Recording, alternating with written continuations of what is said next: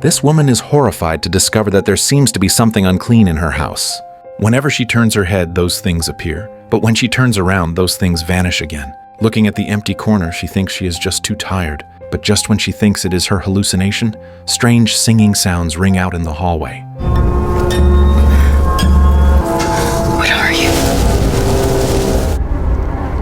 The story begins with a vacation trip. On a country road in Montreal, Canada, Malcolm is taking Liz, his girlfriend of 1 year, to a vacation cabin deep in the mountains to enjoy their annual leave. Breathing the sweet air, Liz feels refreshed. To welcome this trip, Malcolm even specially bought a new outfit for Liz. Passing through a winding path, the car quickly arrives at the location of the vacation cabin. Before getting out of the car, Liz sees a clear creek and an all-glass wooden house. Rapid water flows past the left side of the cabin, and coupled with the dense forest all around, this place is like a paradise on earth. Just entering the house, Liz curiously visits various parts of the cabin. However, just as she comes to the living room, she discovers that there is a cake on the dining table. Hearing Malcolm's explanation, Liz is a bit curious.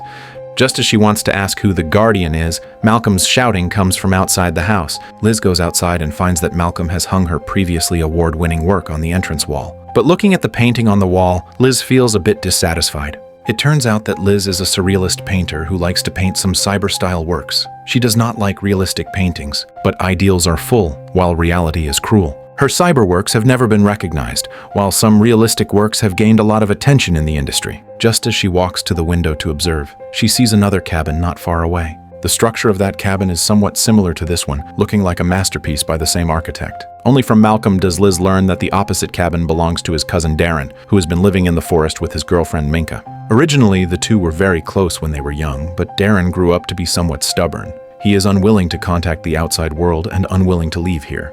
Due to work issues, they also lost contact, only meeting occasionally when coming back. Hearing Malcolm's words, Liz doesn't pay much attention, thinking Darren is just a person who dislikes noise. After lunch, Liz goes to the bathroom to take a bath. The day's rushing about has long made her exhausted, and unknowingly, she falls asleep lying in the bathtub. However, Liz does not know that shortly after she falls asleep, a mark suddenly appears on the glass. To celebrate this vacation, Malcolm meticulously prepares a refined dinner. Halfway through the meal, Liz suddenly gets in the mood and wants to do something else. But just then, a rush of knocking suddenly comes from outside the door. Malcolm opens the door to look and finds it is Darren and his girlfriend coming to visit. Liz originally thought Darren might be a very introverted person, but who knew that as soon as he entered the house, he began to chatter endlessly about childhood events, not only showing no introversion at all, but even being a bit rude. Malcolm wants to open a bottle of red wine, but Darren says he still has things to do. He just happened to pass by on his way back and came over to say hello. Halfway through speaking, Darren suddenly takes Malcolm outside. The awkward Liz can only talk to Minka, but Minka's words make her feel very strange. Hearing Minka's words, Liz looks back at the cake on the table. Just then, Darren returns to the house.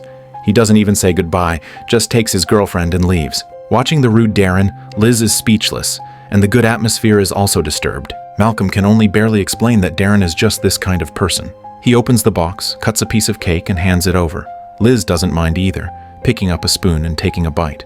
To her surprise, the taste of the cake is very good. Rich chocolate combined with vanilla has a unique flavor. However, Liz does not know that this cake is not something one can eat casually. By evening, Liz, who is fast asleep, is awakened by a strange whirring sound. She thinks a window somewhere isn't closed properly and gets up to look around. But when she comes downstairs, that sound is gone again. Just as Liz is wondering, she sees the cake on the table. For some reason, that cake seems to have some magical power, and she unconsciously walks towards the dining table.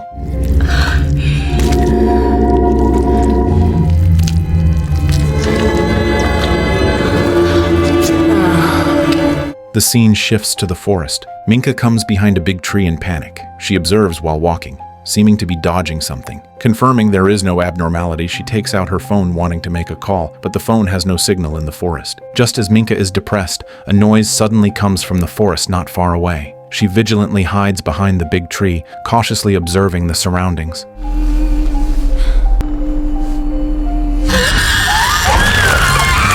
Just like that, Minka disappears into the forest.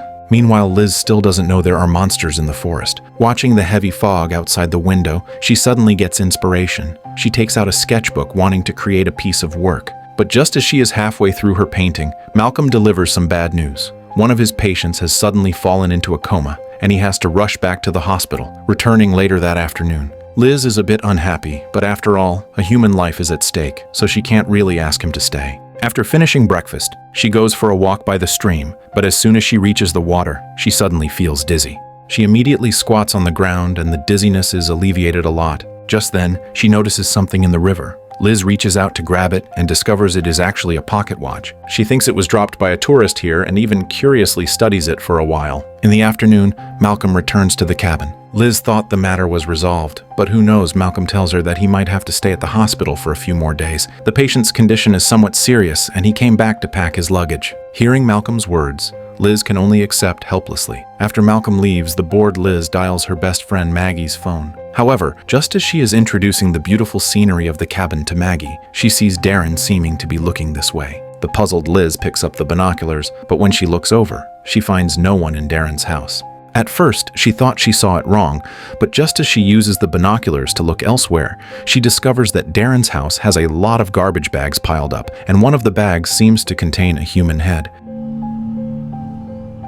The sudden scene scares Liz. She hurriedly picks up the binoculars to look again, but those bags have returned to their original state, and there is no head at all. The inexplicable scene makes Liz a bit dazed. Is she too tired and having hallucinations? However, the weird events still have not ended. Liz comes to the kitchen wanting to drink some water to calm down, but just as she turns around, she looks back to see Minka sitting at the dining table.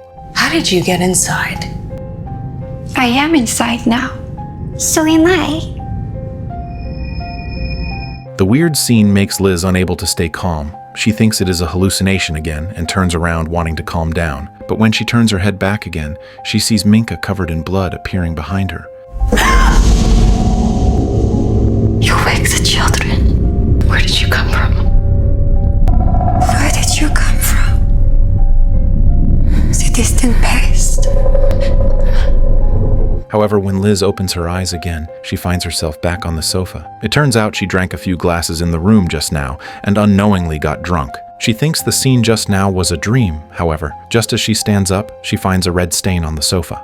Liz thinks it's red wine that is spilled, so she quickly grabs some cleaner and tries to clean the sofa. But just halfway through cleaning, footsteps sound outside the house. Liz thinks Malcolm has come back, so she quickly rushes to the door. Looking at the suddenly appearing Darren, Liz is also startled. Darren says he brought a bottle of old wine and wants to catch up with Malcolm. Liz can only say Malcolm went out and won't be back until evening. But upon learning Malcolm isn't there, Darren not only doesn't leave, but instead asks Liz to open the door. Liz is a bit conflicted. She worries Darren might do something rash, but if she doesn't open the door, she worries about angering Darren. With no choice, she opens the door. Darren wanders around the room and asks about yesterday's cake. Liz thinks the cake was sent by Darren, so she doesn't think much of it and tells him that the cake was delicious. Learning the cake was finished, Darren is very happy. He carries the whiskey wanting to drink with Liz. Liz is a bit afraid. She says she is not feeling well and can't drink. However, Darren is relentless, insisting on chatting with her. Helpless, Liz can only find an excuse to hide in the restroom. However, the outrageous things still have not ended. Liz wants to check through the crack in the door if Darren has left, but when she opens the door, she discovers Darren walking up the stairs carrying a kitchen knife. Vaguely, Liz hears chopping sounds coming from upstairs. Darren seems to be chopping something. The inexplicable scene makes Liz a bit afraid. She quietly comes to the bedroom wanting to call and notify Malcolm, but Malcolm's phone has been in a switched-off state. Helpless, Liz can only leave a message, but before she finishes speaking, music sounds from upstairs again. Liz thinks Darren is drinking upstairs, but when she goes upstairs, she finds Darren seems to have left, and there is no one in the room. Just as she is wondering, she looks back and sees something in the sink. She looks carefully and finds it is Darren's watch. However, Liz does not notice that just as she picks up the watch, a hand appears behind her.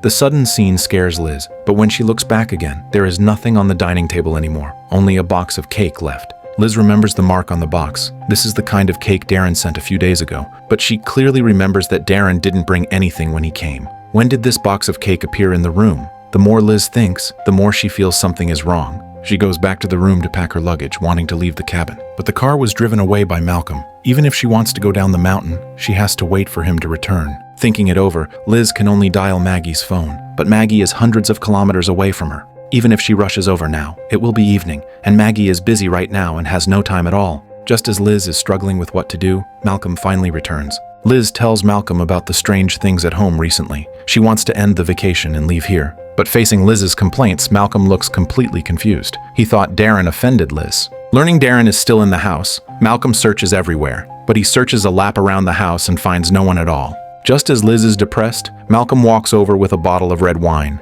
It turns out that Malcolm feels very sorry about the sudden emergency, so on his way back, he buys a bottle of red wine as a gift. Hearing Malcolm's explanation, Liz also softens. She gives up the idea of leaving and drinks wine with Malcolm. During the chat, Liz asks about the patient's condition, but Malcolm freezes for a moment. How's Mrs. Portnoy? Who's Mrs. Portnoy? She died.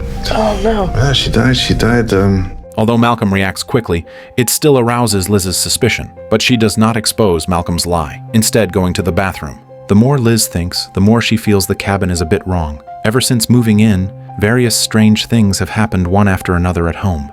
Is the vacation a lie of Malcolm's? Just then, Liz notices an old photo on the floor. There is a man, a woman, and 2 children in the photo, and the man among them is exactly Malcolm. But Malcolm clearly told her that he has been single for 40 years and has never been married. Just then, Malcolm also comes to the restroom. Holding the photo, Liz angrily confronts Malcolm, demanding to know who the woman and the child in the picture are. Seeing the photo, Malcolm is obviously a bit panicked. He asks Liz to give him a chance to explain. Depressed, Liz comes to the living room, wanting to see how Malcolm will deceive her. However, Malcolm tells Liz that the woman and children in the photo have nothing to do with him, and this matter goes back to 200 years ago. At that time, Malcolm was still a child. That noon, when he and Darren were hunting in the forest, they met a pregnant woman who was dancing by the river. And this was not the first time the brothers met this woman. They had seen her appear in the forest many times. According to local rules, this area is Malcolm's family territory, and outsiders cannot enter casually. They thought the woman was an intruder and shot her in the leg. Subsequently, the brothers dragged the woman back to the pigsty and imprisoned her there. But that very night, the woman let out heart-wrenching screams. The brothers thought the woman was about to give birth and hurriedly came to the pigsty. But when they opened the door, they saw the pigsty full of severed limbs, with blood traces everywhere. The pigs were cruelly killed by the woman, while she lay on the ground dying. The brothers thought the woman was a monster, so they decided to eliminate her. But when the gunshot rang out, the woman was completely fine. The brothers were scared silly on the spot. However, the woman did not kill them, but instead gave them a chance. As long as the brothers could provide for her, she promised they could possess eternal life. And as a condition, they had to bring a woman back every 50 years. As long as the sacrifice ate the cake, she would become the chosen one. Just like that, in the following years, Malcolm and Darren brought back sacrifices according to the agreement, and the woman also granted them eternal life, according to the agreement. Hearing Malcolm's explanation, Liz is completely dumbfounded. She thought Malcolm was coaxing her. However, before she finishes speaking, footsteps sound on the roof. The weird scene scares Liz. She wants to flee in panic, but Malcolm locked all the doors and windows just now. Liz picks up her phone wanting to call the police, but the phone won't turn on no matter what. However, the panicked Liz does not notice that just as she looks for her phone, a woman with a bag over her head crawls over from the hallway.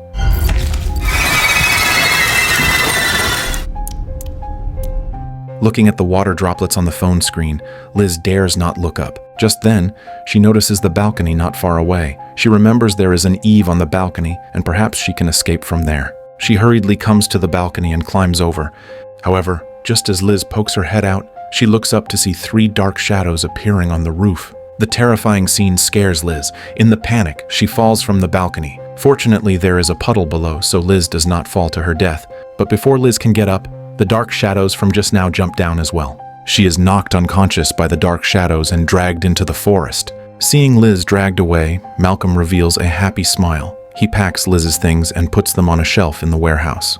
And on the shelf there are many small boxes, each written with a name. They are all the sacrifices Malcolm has offered to the woman over the years. When Liz opens her eyes again, she finds herself taken to a dark room. She cautiously observes the surroundings. Just as she is in panic, the face on the wall suddenly moves. The monster lights the candle on the table, and as the candlelight lights up, an altar appears before Liz's eyes. Vaguely, Liz sees a bottle on the altar, and something is soaking in the bottle. But because the distance is too far, she can't see clearly. Just then, the monster unties the rope on the bottle and then reaches out to take the thing inside the bottle out. It is actually a head. Before Liz can react, humming sounds from the passage beside the altar. Liz looks back and finds a woman with a bag over her head crawling out of the darkness.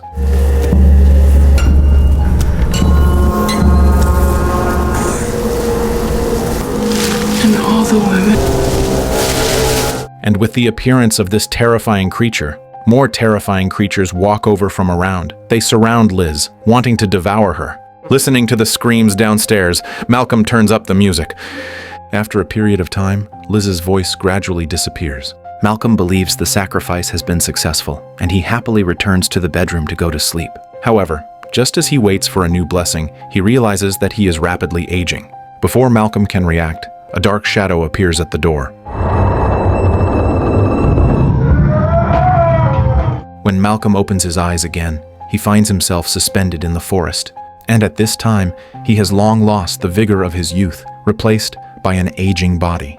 Just then, Liz walks over carrying a piece of cake. It turns out, Liz did not die. Before the sacrifice, she reached a new agreement with the creatures. She would provide for them herself. These creatures agreed to Liz's request and granted her eternal life. And as a sacrifice, Malcolm naturally became the first target. Subsequently, Liz forces him to eat some cake laced with medicine, then pushes his head into a honey pot to drown him. And then turns to leave.